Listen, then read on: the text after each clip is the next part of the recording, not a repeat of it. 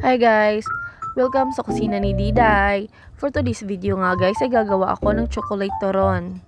Masarap nga itong pangmerienda at mabintang pang negosyo. Gamit lamang itong mga simpleng sangkap ay makakagawa ka ng masarap na chocolate turon at atin itong sisimulan. Naglagay ako dyan ng 2 cups ng evap milk at 1 cup na condensed milk at 2 3/4 cup ng sugar at a pinch of salt.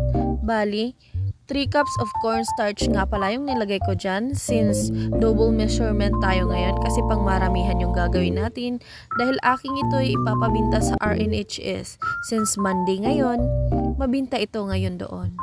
Patapos ay halu-haluin lamang hanggang sa walang may matirang buo-buo. At pagkatapos magpakulo ng 6 cups of water. Pagkatapos, pag ito'y kumulo na, ay ilagay na ang butter na minikos-mekos na ensan. At haluin lang ito ng padahan-dahan. Hanggang sa maging ganyan yung consistency niya. At paalala ko lang sa inyo guys, masakit sa braso magmekos-mekos niyan. Nakakangalay mga diday. Sa sobrang ngalay nga dyan ay nangarag yung diday nyo guys. Pag ganyan na nga yung consistency ay dapat mabilisin ka dyan magmikos-mikos at baka masunog.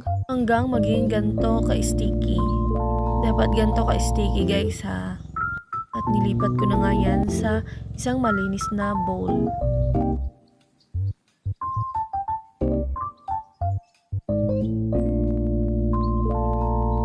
For the flavoring nga guys ay gumamit nga ako dyan ng cocoa sweetened at naglagay lang ako ng 3 tablespoon of cocoa tapos naglagay din ako ng 1 tablespoon of vanilla essence. Sa vanilla essence nga guys ay any brand pwedeng gamitin.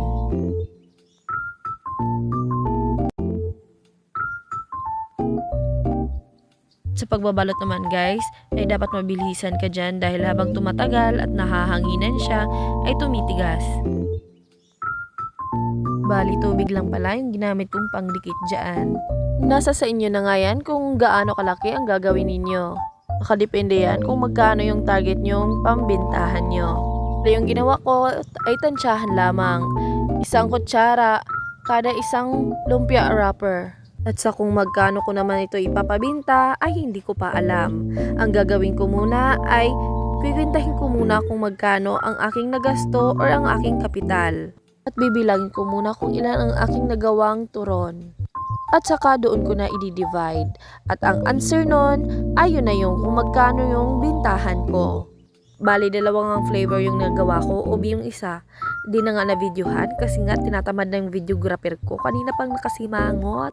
So, bali dyan, ay nilalagay ko na nga yan sa isang lagayan ko dahil yun na nga ang aking ipapadala doon sa RNHS.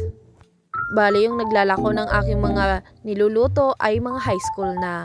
Nasa second batch na nga ako. Nang niluluto ko, nang naisipan kong lagyan ng asukal.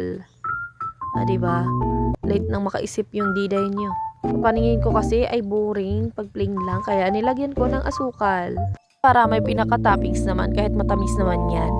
Tinikman ko na nga yan dyan guys at nagtira pa ako ng 3 piraso. Oo, magtira din kayo ng para sa sarili nyo. Char!